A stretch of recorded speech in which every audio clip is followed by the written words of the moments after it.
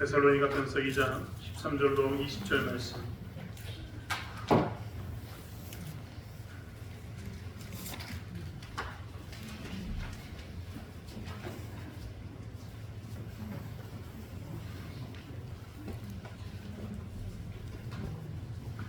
데살로니가전서 2장 13절로 20절 말씀을 찾으셨으면 한 목소리와 함께 합독하겠습니다.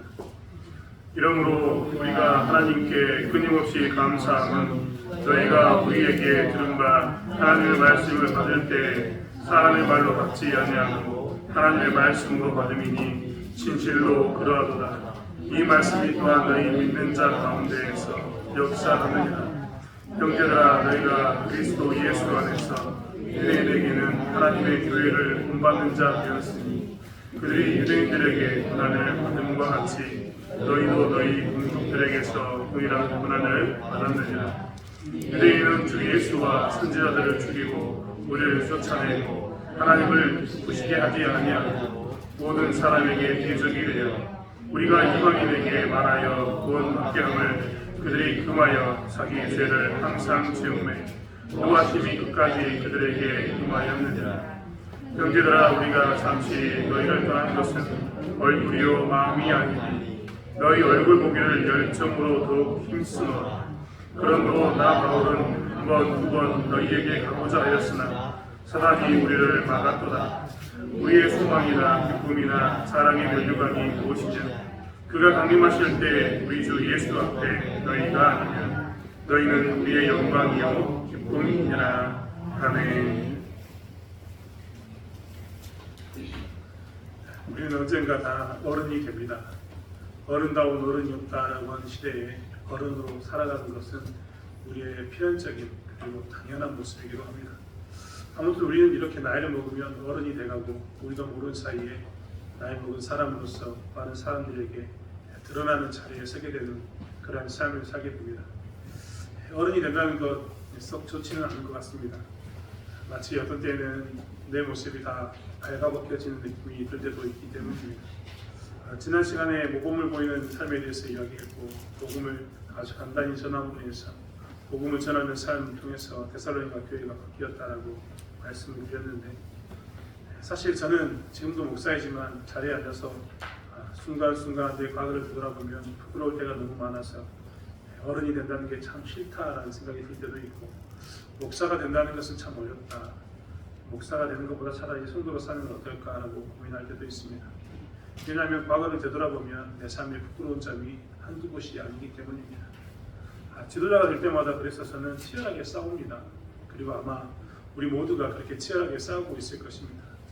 교회 다닌 지 20년, 30년, 40년이 지났는데 나는 어떻게 살고 있는가를 살펴보면 그리고 여전히 내 안에 깎이지 않고 다듬어지지 않는 부분이 있다는 것을 볼 때마다 그리고 과거의 내 삶을 되돌아봤을 때 그 가운데 내 삶이 얼마나 부끄러웠는가를 지금 내가 볼 때마다 우리는 지도자가 되기보다는 어른이 되기보다는 그저 좀 더 낮은 자리에서 평범하게 묻혀 지내고 싶다라는 생각이 들 때가 너무나 많습니다. 사도 바울은 오늘 데살로니가 전서를 통해서 지도자를 통해서 이 사역자는 지도자는 어떤 마음을 품어야 되는가, 무엇에 초점을 두어야 되는가, 무엇으로 기쁨을 삼아야 되는가를 말하고 있습니다. 사실 이 땅에서 우리가 기쁨을 삼는다라고 이야기했던 것들은 대부분 그런 것 아니겠습니까? 내가 모범을 보이되 좀 더 멋진 모습으로 신앙이 성장해서 모범을 보이면 그것이 기쁨이 될 것 같습니다. 좀 더 완벽에 가까운 사람, 완전에 가까운 사람, 슈퍼맨은 되지 않더라도 좀 더 완전하면 우리는 그것이 지도자로서 신앙의 어른으로서 괜찮은 삶이다라고 이야기하고 싶습니다. 아멘. 물론 그런 삶이 참 귀합니다. 이 시대에 좋은 어른이 된다는 것, 좋은 신앙의 모범이 된다는 것은 정말 중요하기 때문입니다. 하지만 사도 바울은 오늘 자기는 무엇을 기쁨을 가지고 사는가에 대해서 데살로니가 교회에게 다시 한번 편지하고 있습니다. 사도 바울의 기쁨은 무엇이었을까요? 지도자로서 그가 교회를 바라보면서 누렸던 기쁨은 무엇이었는가? 사도 바울은 하나씩 기록하고 있다는 겁니다. 첫 번째로 사도 바울이 기뻐하고 감사했던 것은 무엇이냐면 그들이 사도 바울과 동일한 삶을 살고 있었기 때문입니다. 13절의 말씀을 보면 이러므로 우리가 하나님께 끊임없이 감사함은 너희가 우리에게 들은 바 하나님의 말씀을 받을 때 사람의 말로 받지 아니하고 하나님의 말씀으로 받음이니 진실로 그러하도다. 이 말씀이 또한 너희 믿는 자 가운데서 역사하느니라 라고 이야기합니다.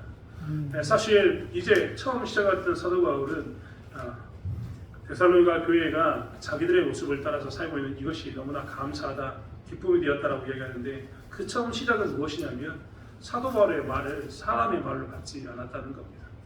사도 바울의 말이라고 이야기하는데 우리는 한 가지 절대 착각해서는 안 되는 게 있습니다. 하나님은 우리에게 갑자기 도깨비처럼 나타나가지고 펑 나타나서 너는 이 길을 가라 저 길을 가라 라고 이야기하지 않습니다. 물론 아브라함 같은 경우, 특별한 경우 하나님께서는 그에게 현현하셔서 하나님이 나타나셔서 아브라함을 이제 인도하여 내시기도 합니다. 어떤 때는 하나님께서 여호와의 사자를 보내서 가로막기도 합니다. 하지만 대부분 보편적인 우리의 삶 가운데서는 하나님께서 그렇게 펑 하고 나타나는 것보다는 대부분 다 복음을 어떻게 증가하시냐면 이렇게 사람을 통해서 증가합니다. 나를 통해서, 그리고 먼저 믿는 그를 통해서 복음을 증가하게 되는 겁니다. 그러면 그 복음을 어떻게 합니까? 우리가 전하는 자가 있어서 우리가 들음으로 우리는 그 복음을 통해서 예수를 만나고 하나님을 만나게 됩니다. 이러다 보니까 사람들 가운데는 한 가지 착각하는 게 있는데, 누가 말했는가가 중요하다라는 생각을 갖습니다. 누가 말했는가가 중요하다. 즉 고린도교가 이야기했던 것처럼 나는 아볼로에게로, 나는 게바에게로, 이런 이야기, 나는 바울에게로, 이런 이야기가 중요하다고 생각하는 겁니다. 그래서 누구의 말인가, 누구의 입술에서 나오는 말인가를 굉장히 중요시하면서 그들은 그 입술에 나온 말만을 믿을 만한 것으로 인정합니다. 게바를 따르는 사람은 게바의 입술에서 나온 말만 가장 좋은 말로 생각합니다. 아볼로로 따르는 사람은 아볼로에게서 나오는 말만 좋은 말로 생각하고, 사도 바울을 따르는 사람은 사도 바울의 말을 쫓아서 살아가게 됐다는 겁니다. 그런데 그 말대로 곰곰이 생각해 보면 그 사람들은 다 하나를 착각하고 있습니다. 그것은 무엇이냐면 하나님께서 게바도 쓰셨고 아볼로도 쓰셨고 바울도 쓰셨습니다. 그리고 하나님께서는 그 뒤에서 성령의 감동으로 그들의 입술을 통해서 하나님의 말을 전하게 했습니다. 그들은 바울과 아볼로와 게바를 바라보는 사람의 말로만 듣고 있는 그 잘못된 단계에 들어서 있는 모습입니다. 좀 더 성장한다면, 좀 더 믿음이 커진다면 이제 어떤 모습이 되냐면, 어떤 사람이 와서 전하더라도, 하나님께서는 사람을 통해서 복음을 전하게 하시는데 어떤 사람이 복음을 전하더라도 그 복음에 대해서 어떻게 되냐면 이것은 사람의 말이 아니다라고 이야기합니다. 그것은 분명히 보이기 때문입니다. 그 전에는 이렇게 사람이 말하는 것으로 들렸지만 신앙이 성장하고 하나님 믿게 되니까 무엇이 보였습니까? 그 뒤에 성령의 감동으로서 사람을 통해서 역사하신 하나님이 보인 겁니다. 그래서 이 데살로니가 교회 사람들은요, 사도 바울이 복음을 전했음에도 불구하고 그것을 사람의 말로 받아들이지 않았습니다. 뭘로 받아들였습니까? 하나님이 우리에게 외치신다라고 받아들인 겁니다. 이스라엘 백성들은 하나님의 말씀을 받을 때 시내산에서, 하나님의 이 산에서 빽빽한 구름 사이에서 하나님의 소리가 들리는 것을 보고 두려워 떨었습니다. 사실 우리가 말씀을 들을 때도 이런 모습 가운데 있어야 합니다. 이런 모습 가운데 있는 것이 신자의 당연한 모습입니다. 설교 시간에, 예배 시간을 말로 사실 여러분 우리는 좀 더 생각해 봐야 합니다. 하나님께서는 말씀을 우리에게 주셨고 또한 우리에게 설교자를 주셨습니다. 그렇기 때문에 설교자는 굉장히 부담감 가운데 말씀을 준비되고, 듣는 자들은 사람의 말로 듣는 게 아니라 하나님의 말로 들어야 합니다. 그런데 데살로니가 교회가 그 일들을 했던 겁니다. 사람의 말로 받지 않고 하나님의 말씀으로 들었습니다. 그래서 그들 가운데 무엇이 나타났느냐? 하나님의 말씀이 역사하게 된 겁니다. 하나님의 말씀이 역사하니까 그들 가운데 무엇이 이제 장애가 되지 않았느냐? 오늘 본문에 이야기한 것처럼 고난이 장애가 되지 않았습니다. 사실 14절의 말씀에 보면 형제들아 너희가 그리스도 예수 안에서 유대에 있는 하나님의 교회들을 본받은 자 되었으니 그들이 유대인에게서 고난을 받은 것 같이 너희도 너희 동족에게서 동일한 고난을 받았느니라. 이 말의 의미는 무엇이냐면 예수님이 십자가의 복음을 우리에게 주셨고, 그 십자가의 복음을 전했던 그 수많은 제자들, 사도행전의 1장, 2장, 3장에 있었던 그 수많은 제자들, 그리고 유대 땅에서 혹은 사마리아 땅에서 혹은 이방 땅으로 복음이 확장되는 가운데 복음을 전하는 수많은 사람들이 있었는데, 이들이 대부분 어떻게 됐느냐? 특별히 유대 땅에서 많은 사람들이 유대인에 의해서 고난을 당했습니다. 그 고난을 당할 때 그들은 무엇을 했느냐? 그 고난 가운데서도 채찍 맞으면서도 고난당하면서도 복음을 전했습니다. 이 예수를 전한 사람들을 가장 핍박했던 사람들은 유대인들이었습니다. 그런데 이 데살로니가 교회가 어떻게 살았느냐? 이방인의 땅 가운데서 복음을 전하면서 그 주변에 있는 유대인뿐만 아니라 이방인들에게 고난을 받았습니다. 그런데 그 고난 가운데 무너졌다고요? 무너지지 않았다고요? 무너지지 않았습니다. 하나님의 말씀을 전해주는 말씀을 사람에 비해서 나오는 사람의 말로 듣지 않고 하나님의 말씀으로 들었고, 하나님의 말씀이 그들 가운데 역사하니까 어떻게 하냐면 유대 땅에서 예수 그리스도를 전했던 사도들처럼, 그리고 많은 제자들처럼 그들도 데살로니가 땅에서 무엇을 당했냐면 고난을 받게 되었는데, 그 고난 가운데서 어떻게 했다고요? 부인하거나 떠난 게 아니라 그 고난을 이겨냈습니다. 고난을 이겨내던 그들은 이제 어떤 사람이 되냐면 완전한 그리스도인이 된 겁니다. 사실 사도 바울은 이것이 기쁘다라고 이야기합니다. 여러분, 우리는요, 이 주물이라는 것을 만듭니다. 자동차를 만들거나 물건을 만들 때마다 주물을 만듭니다. 지금은 이제 주물이라는 단어를 사람들이 잘 모르는 그런 가운데 있습니다. 우리나라도 여전히 제조업의 강국인데, 제조업의 가장 근본은 주물을 만드는 것이고, 그 중에 가장 큰 기술은 주물의 틀을 잘 만드는 겁니다. 이런 물건이 나오면 여러분, 우리는 이 물건이 어디든가 기계에서 만들어졌다고 생각합니다. 그런데 이 모든 부품 하나하나는 틀이 있어야 됩니다. 틀이 있어서 이것을 찍어내고, 그 찍어낸 틀이 정교하면 정교할수록 어떻게 하느냐, 사람들은 정교한 제품을 만들고 가치 있는 상품을 만듭니다. 삼성그룹이 우리나라에서 굉장히 유명한데, 삼성그룹의 이건 회장이 했던 사건이 우리나라 기업인들에게 굉장히 유명한 사건으로 남아 있습니다. 그것은 애니콜 화형식이라고 이야기했던 사건입니다. 삼성전자가 핸드폰을 만들었는데요, 그 처음 나왔던 핸드폰 이름이 뭐였냐면 이 애니콜이었습니다. 여러분 다 기억하고 계실 겁니다. 애니콜이라는 핸드폰을 다 기억하고 계실 텐데, 처음부터 이 삼성전자 핸드폰이 좋았냐? 그렇지 않습니다. 삼성전자 핸드폰의 불량률이 10%였습니다. 10개를 만들면 1개가 엉망이었던 겁니다. 이거는 물건을 팔 때마다 엄청나게 큰 정말 장애를 갖는 사건입니다. 생각해 보십시오. 10명 중에 1명이 내 핸드폰 안 좋아, 내 핸드폰 안 좋아 하면 사람들이 핸드폰 들고 이야기하면서 뭐라고 이야기했습니까? 삼성 핸드폰은 안 좋아라고 이야기했을 것 아닙니까? 이것에 대해서 이건 회장이 심각한 위기의식을 느끼고 뭐 했냐면, 삼성 핸드폰 애니콜 그동안 만들었던 거 싹 가져오라고 했습니다. 그리고 그 임원들 앞에서 그 애니콜이라는 삼성에서 만들었던 그 핸드폰을 통째로 싹 소각해버렸습니다. 엄청나게 천문학적인 손실을 가졌지만 이건 회장은 그때 무엇을 했냐면 이 애니콜 화형식을 진행했습니다. 그리고 임직원들에게, 그리고 직원들에게 했던 말이 위기경영이라는 말을 가지고 우리가 이렇게 물건을 만들어서는 살아남을 수 없다.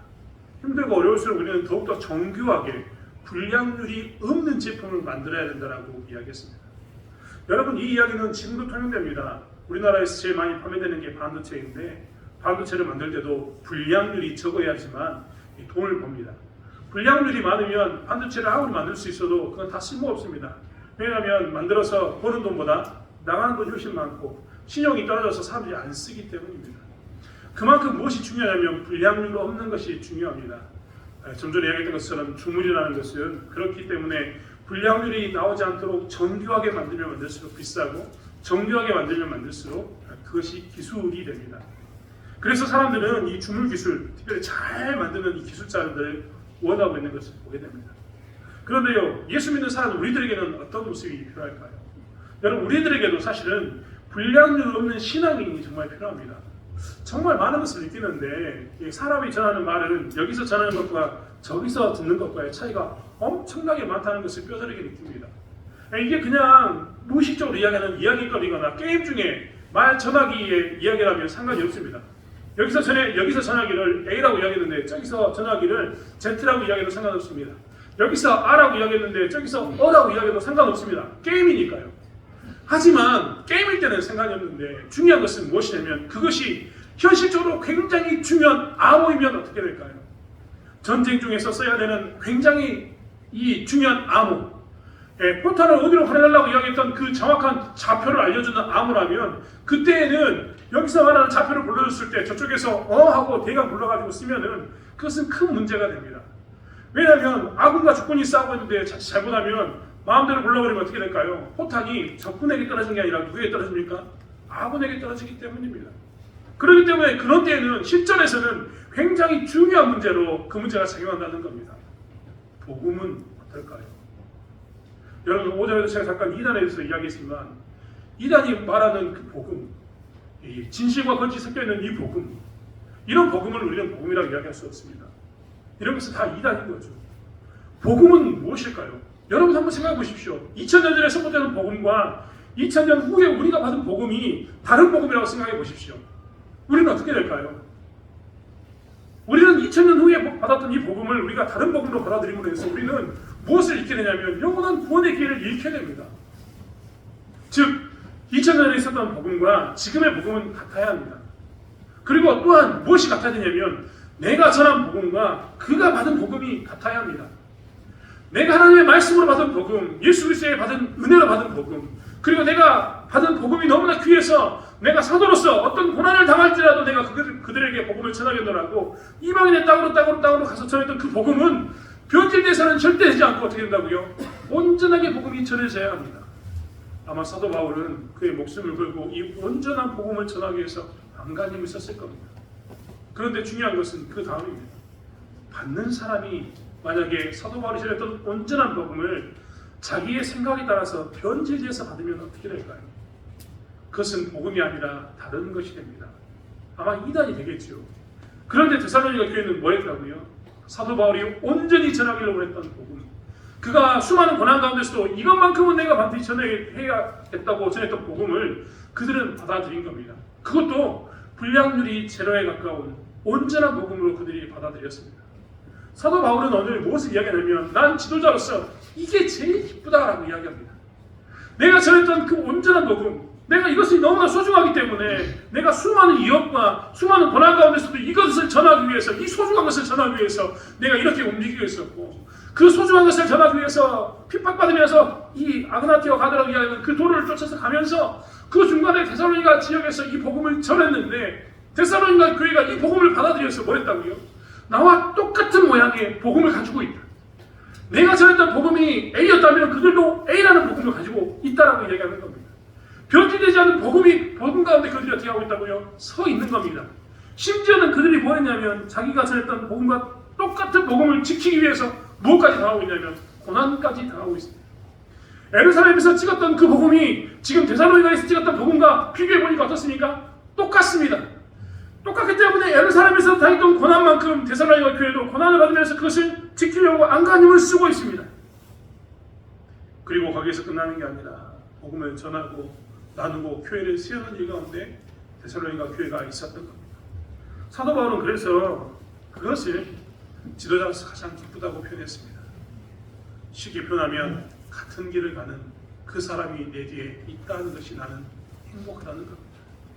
일평생 내가 이것을 지키고 이것을 전하기 위해서 안간힘을 쓰면서 이것을 전하기 위해서 수많은 나라 유럽까지 넘어와서 낯선 곳에서 복음을 전했는데 그것이 헛된 일이 아니라 나와 동일한 복음을 가지고 누군가가 내 등 뒤에 서 있는 것이 얼마나 큰 기쁨인가라고 그들은 사도 바울은 이야기하고 있는 겁니다. 사실 지도자로서 우리는 많은 기쁨을 누릴 수 있습니다. 교회에서 목회자로서 누릴 수 있는 기쁨을 예를 든다면 그런 겁니다. 월급을 많이 주면 기쁘겠죠. 저 사람입니다. 월급을 많이 주면 기쁠 겁니다. 그렇지 않습니까? 제 옷이 비싼 옷이 있으면 소위 말하는 명품이라면 기쁘겠지요. 어제 TV를 잠깐 보는데 강동원이라고, 여러분 다 아시죠? 모르는 사람 있습니까? 강동원? 강동원 아닌가요? 비스트로에 나온 어린아이? 고1인데 돈이 엄청 많은 정동원. 죄송합니다. 네, 강동원은 다른 사람이에요. 정동원. 고맙습니다. 여러분 잘 보고 계시는군요. 정동원입니다. 근데 그 친구가 했던 말이 있습니다. 자기가 처음 돈을 벌 때는 자기도 모르는 사이에 명품만 사서 입었답니다. 이제 중학생인데 사춘기 시절을 보내면서 돈을 자기가 버니까 뭐 했다고요? 명품부터 샀대요. 근데 명품으로 치장하고 있었는데 고등학교 1학년이 되니까 부끄럽다라고 이야기하더라고요. 사실 저도 그런데 명품 갖추고 있으면 좋을 것 같습니다. 네, 솔직한 심정입니다. 제 차가 정말 좋은 차, 소위 말하는 국산차, 외제차 다 있는데 외제차라면 좋겠죠. 그런데 그런 것들이 나에게 기쁨이 될까요? 여러분 사실 우리에게 그런 것이 기쁨이 될까요? 여러분도 마찬가지입니다. 교회 다니면서 교회 신앙이 이 신앙의 연조가 높아질수록 돈이 점점 쌓인다고 생각해 보십시오. 신앙 1년 차에는 1억밖에 못 벌었는데 신앙 2년 차는 2억, 3년 차에는 3억, 한 20년 믿으면 20억씩 벌게 하나님께서 해주신다. 얼마나 기쁘겠습니까? 기쁘겠죠. 그런데요, 그런 것들은 사실 지도자에게 기쁨이 되지 않는다라고 사도 바울은 이야기합니다. 나의 진정한 기쁨은 월급이 오르는 것도, 그리고 차가 바뀌는 것도, 내 옷이 바뀌는 것도 그런 것에 있는 게 아니라 지도자의 진정한 기쁨은 나와 동일한 복음을 가지고 있는 사람이 내 뒤에 있는 것이다라고 이야기합니다. 사실 저희 교회도 이런 교회가 되었으면 좋겠습니다. 우리와 동일한 복음을 가지고 있는 다음 세대가 뒤에 딱 서 있어서 우리가 너무나 소중하게 여기기 때문에 우리의 돈을 다 투자하고 우리의 시간을 다 투자하고 우리의 동력을 다 투자하고 우리의 수고를 다해서 그동안 지켰던 이 복음을 내 뒤에 있는 누군가가 여전히 가지고 있으면서도 그 가지고 있는 사람이 그것을 값없다 이야기하지 않고 저기 처박아 놓는 게 아니라 그것을 정말 손에 들고 있으면서 귀합니다, 귀합니다. 나는 이 복음을 위해서 기꺼이 고난을 받겠습니다. 내 손에 든 이 복음이 너무나 즐거워서 기뻐서 행복해서 이 복음 때문에 내가 기꺼이 고난을 당하고 이 복음을 전하기 위해서 안간힘을 쓰겠다고 얘기하는 것이 얼마나 큰 기쁨이겠습니까? 저희 리창교회가 이러한 은혜가 있기를 원합니다. 아멘. 우리는 다른 것에 기뻐하는 게 아니라 교회 다니니까 복도 받아야죠. 돈도 받고 하나님께 주신 물질의 축복도 받아야 되고 다 누려야 되지만 우리에게 있어서 기쁨은 내 신앙인으로서 내가 연조가 쌓이고 직분이 올라갈 때마다 내가 느끼는 것은 무엇이냐면 직분이 바뀔 때마다 내가 느끼는 기쁨은 내 뒤에 예수 믿는 사람 한 사람을 내가 만들 겁니다. 내가 진짜 내 복음, 내가 가지고 있는 복음을 전하게 안간힘을 썼는데 나와 똑같은 붕어빵 같은 복음을 가지고 있는 저 사람이 나의 기쁨입니다 자랑할 수 있는 그런 교회, 그런 성도가 되길 원합니다. 아멘. 사랑하는 성도 여러분, 그렇기 때문에 우리는요 이 땅에서 하나님을 섬기면서 나의 신앙이 즐거워지는 것, 나의 신앙이 자라는 것, 나의 삶이 바뀌는 것, 나의 삶이 변하는 것 다 누리고 사셔야 합니다만 무엇보다도 내 뒤에 나와 똑같은 복음을 가지고 있는 사람 한 사람을 만드는 데 힘을 써야 합니다. 아멘. 지도로서 그 한 사람을 만들어 오면 알 수 있습니다. 얼마나 행복한지 알 수 있다는 겁니다. 여러분, 우리는 교회에서 그런 사람을 만들어 본 경험이 있을지 없을지 모르지만 세상에서는 이미 만들어 보지 않았습니까? 자녀를 낳아서 나하고 똑같은 아들을 만들지 않았습니까? 나하고 똑같은 딸 만들지 않았습니까? 여러분, 아들 볼 때마다 짜증납니까? 딸 볼 때마다 짜증납니까? 저는 이렇게 하지 말았는데 저는 행복합니다. 이거 농담이 절대 아닙니다. 진짜 행복합니다. 절대 하지 말아서 안 합니다. 저는 우리 딸 때문에 너무 행복하고 우리 아들 때문에 너무 행복합니다. 진짜 행복합니다. 가끔 나와 동일한 모습 가운데 있는 모습을 보면 어떤 때는 안타깝기도 합니다. 아이고 나처럼 돌아가지 않았으면 좋겠는데 라는 생각이 들 때도 있습니다. 하지만 반면에 나와 같은 길을 간다고 하는 이야기를 들을 때마다 나와 같은 하나님을 고백할 때마다 그리고 그들 가운데 하나님을 부인하는 게 아니라 하나님이 있다는 것을 조금씩 보일 때마다 내 안에는 무엇이냐면 기쁨이 생깁니다. 왜냐하면 그들이 다른 것도 아니라 하나님을 따라 오기 때문입니다. 그런데 그게 육신으로만 연결되어 있는 그런 사람이겠습니까? 여러분, 선생님으로서 우리는 제자를 키우는 것을 꿈꾸고 살진 않습니까? 그런데 나와 똑같은 정말 내가 의도했던 의도하지 않았던 간에 나와 똑같은 신앙을 가지고 나도 당신처럼 살겠습니다. 당신의 복음을 나도 받아들이고 당신이 전했던 예수를 나도 받아들여서 그 예수와 그 복음을 위해서 나 또한 살겠습니다. 그 복음을 위해서라면 너무나 소중하기 때문에 나도 고난받는 게 두렵지 않습니다. 그 복음을 위해서라면 너무나 소중하기 때문에 당신이 나에게 했던 것처럼 강이고 쓸개고 다 빼어줘서 모든 것을 동원해서 한 사람을 세우기 위해서 안간힘 썼던 것처럼 쓰겠습니다라고 이야기하는 그런 사람이 있다면 아멘. 그것이 우리의 기쁨이 아니겠습니까?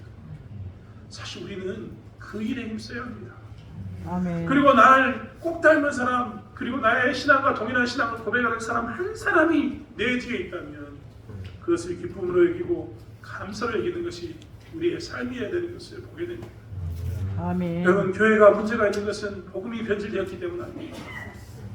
교회가 복음을 강조하지 않고 복음을 이상한 것 섞어서 마치 물질의 축복을 많이 받는 것이 예수 잘 믿는 것처럼 이야기하는 이런 것들이 문제 아닙니까?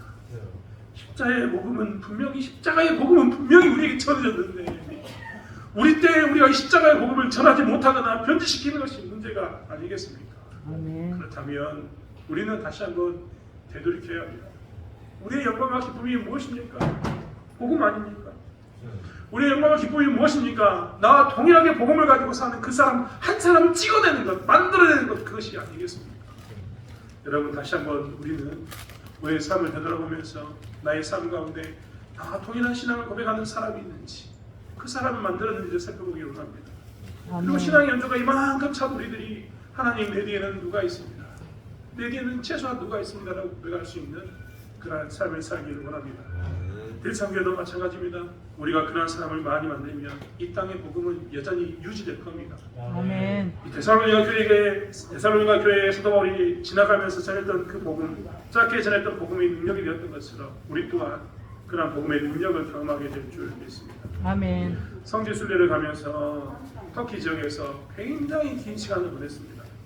터키에서 굉장히 긴 시간을 보냈던 이유는 아시아에 있는 7교회를 방문하기 위해서입니다. 아시아가 지금은 이 극동아시아라고 이야기하는 이 저희가 사는 곳까지 아시아였지만 예전에 아시아는 터키 지역을 의미하는 동네였습니다. 에게의 동쪽에 있는 땅이 다 아시아라고 그들이 불렀기 때문입니다.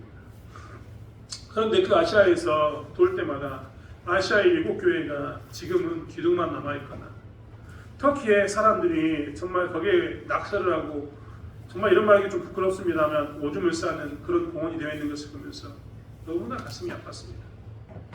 물론 여러 가지 상황과 환경이 있었겠지만 그 땅은 우리의 신앙의 선배들, 특별히 사도들이 그 땅에 교회를 세우고 사도들이 그 땅에서 목숨을 걸었던 지역입니다.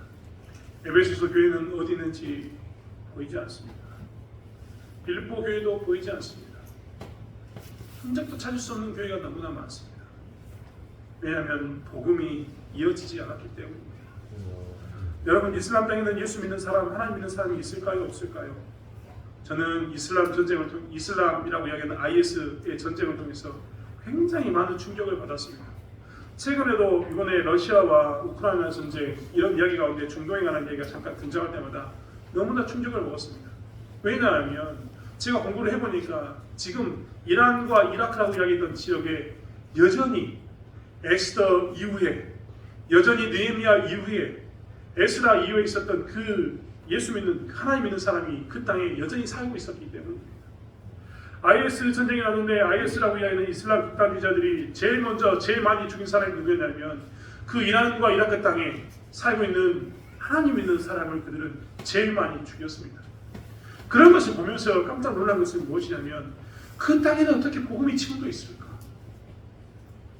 이집트에는 어떻게 지금도 자기들은 하나님의 예수 믿는 사람이라고 이야기하는 콥트교라고 이야기하는 그 그리스도의 종파가 지금도 남아있을까? 저는 그게 너무나 놀랍고 너무나 신기했습니다. 그것은 그들의 철저한 복음을 남기기 위한 흔적 때문입니다. 우리 교회도 그런 모습 가운데 다시 한번 복음을 남기고 시대가 지나도 나와 동일한 그 뒷사람을 남김으로 인해서 복음이 이어져가는 그런 교회가 되길 원합니다. 아멘. 사도 바울이 또한 기쁨을 누렸던 두 번째 것은 무엇이냐면 열매가 있었기 때문입니다. 우리는 어떤 것을 열매라고 이야기할까요? 우리의 열매는 이야기했던 것처럼 커다란 무엇이 보이는 가시적인 그런 것일 수 있습니다. 하지만 사도 바울은 오늘 그것에 대해서 이야기하지 않고 뭐라고 이야기하냐면 나는 너희들이 우리의 열매이다 라고 이야기하면서 너희들 위해 열매인 것이 기쁘다라고 표현합니다. 사도 바울이 이 데살로니가 교회에 대해서 열매라고 표현했던 이유는 무엇이냐면 그것은 사도 바울의 상황과 데살로니가 교회의 상황에 대한 내용을 사도 바울이 너무나 잘 알기 때문입니다. 사실 말씀드린 것처럼 사도 바울은 급하게 데살로니가 지역을 지나게 됩니다. 아마 가장 짧은 시간 아마 데살로니가 교회에 그는 머물다 갔을 겁니다. 그런데 그 땅에 복음을 전하니까 복음을 사람들이 받아들였습니다. 사도 바울은 또 급하게 떠났어야 했습니다.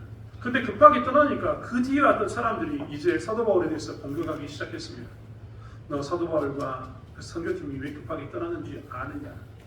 그들이 급하게 떠났던 이유는 무엇이냐면 그들이 거짓것을 가르쳤고 쫓기는 존재였기 때문에 그렇다. 그들이 가르쳤던 것은 다 거짓말이었고 그들은 너희를 미혹했던 것이었다라고 이야기했던 겁니다. 그러면서 급하게 떠났던 그 이유에 대해서 그렇게 유혹하면서 사람들은 뭐라고 얘기했냐면 그들이 전한 복음을 버려라 라고 이야기했습니다.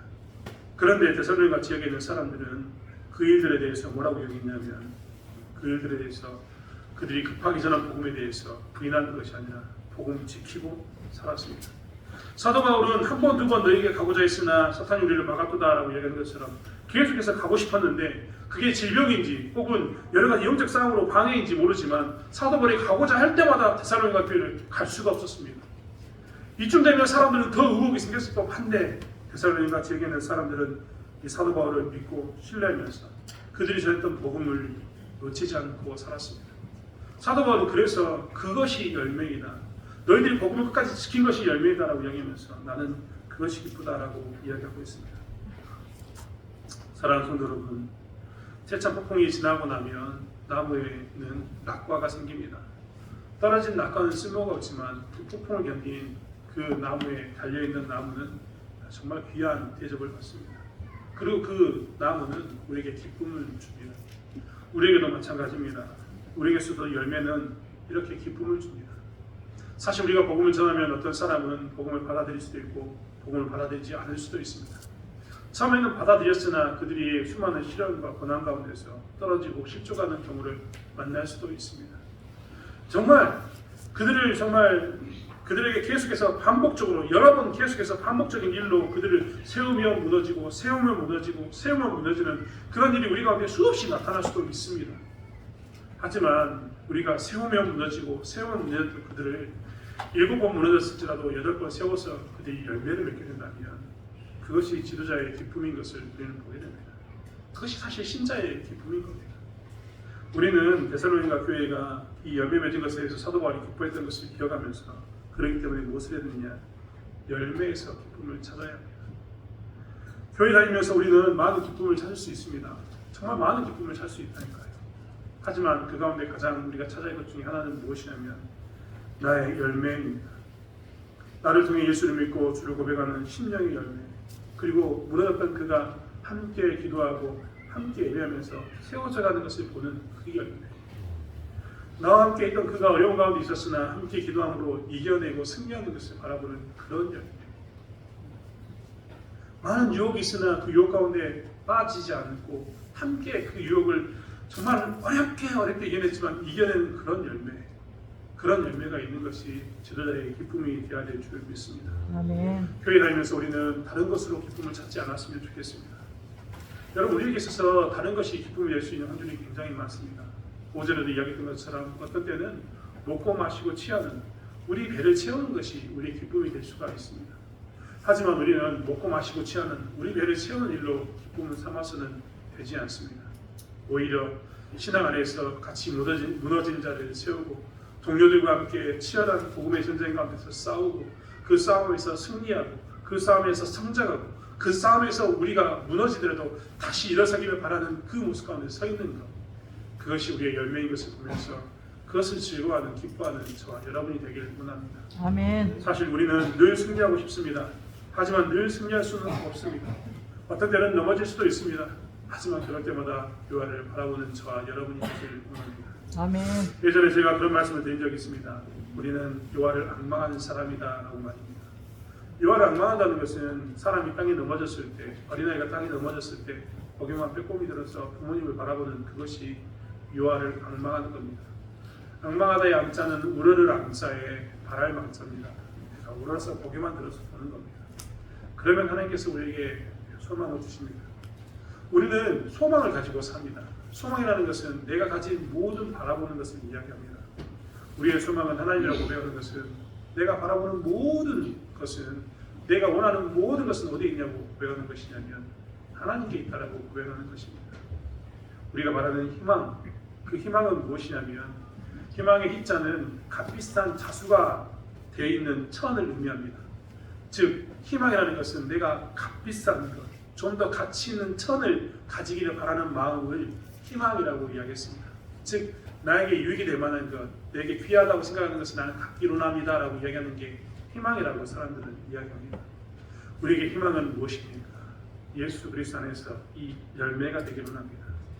나에게서 가장 값비싼 것은 나의 신앙의 생각뿐만 아니라 누군가 나와 동일한 신앙의 열매를 통해서 복음을 지키고 사는 것일 뿐만 아니라 나의 동료들과 내 주변에 있는 사람들이 이렇게 하나님을 가장 값비싼 것으로 여기고 하나님을 섬기는 것을 가장 가치 있는 것으로 여기고 나가는 것이다라고 고백하는 그러한 그 열매를 바라면서 사는 삶을 살기를 원합니다. 아멘. 사랑하는 성도 여러분, 무너지지 않고 다시 한번 일어서기를 원합니다. 아멘. 그리고 힘들고 어려운 시기일수록 우리의 기쁨은 어디에서 오는가를 분명히 아는 저와 여러분이 되기를 원합니다. 아멘. 나와 닮은 복음을 가진 자가 있다면 기뻐하십시오.